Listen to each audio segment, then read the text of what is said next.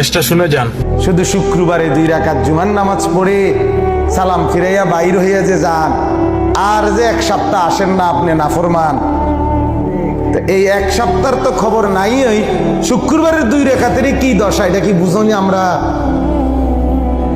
আপনি শুক্রবারের 2 রাকাতও তো কিচ্ছু হয়েছে না গড়ার দিন, কারণ এই 2 রাকাত গ্রহণ হইলেও তো আসরের নামাজ পড়তে মন চাইতো। তাহলে আপনার নামাজের দশা কি? হ্যাঁ, আপনি হাজিরা দেন আইসা আল্লাহকে বুঝান, ঠাট্টা করেন আল্লাহর সাথে, মস্কারি করেন আল্লাহর সাথে, আল্লাহকে সোজা মনে করছেন, বোকা মনে করছেন। নাউজুবিল্লাহ। কি ভাবছেন মিয়া? কি ভাবছেন? কি ভাবছেন? একটা বিল্ডিং এর ঘরে থাকেন, কয়টা টাকা রোজগার করেন, আর এই ফাঙ্গাস তেলাপিয়া ফার্মের মুরকার কক মুরকা দিয়ে ভাত খান, ধন্যপাতা কাঁচামরিচ টমাটো আলুর ভর্তা, এটা দিয়ে নিজেকে খুব বুদ্ধিমান মনে করছেন না?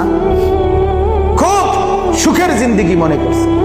বোকার মধ্যে আছেন, বোকার মধ্যে। নাফরমান বোকা থাকে, নাফরমান বেকুব থাকে, নাফরমান অজ্ঞ থাকে, নাফরমান মূর্খ থাকে।